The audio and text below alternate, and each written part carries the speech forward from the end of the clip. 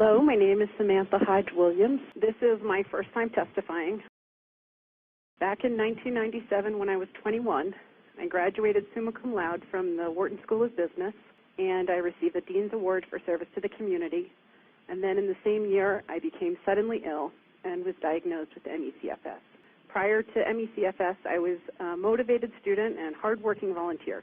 In middle school, I testified before the United States Senate in support of service learning programs.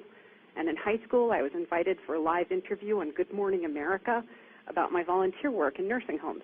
And then at 21, I became so dramatically ill that my family flew me to the Mayo Clinic, where I was diagnosed with CFS after a week of diagnostic tests.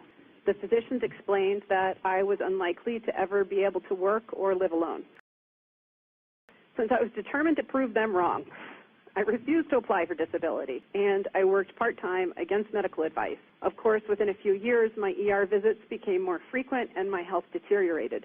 It's now 15 years later, and I can't be at your meeting in person because I've been bedbound on a continuous IV saline drip in order to stay conscious for 6 weeks.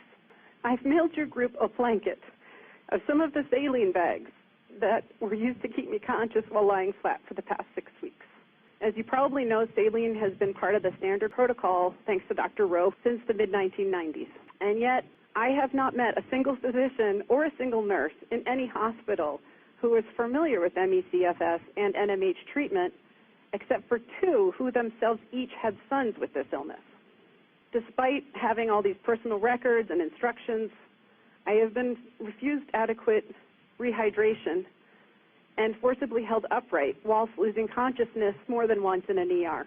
These life-threatening situations can be averted.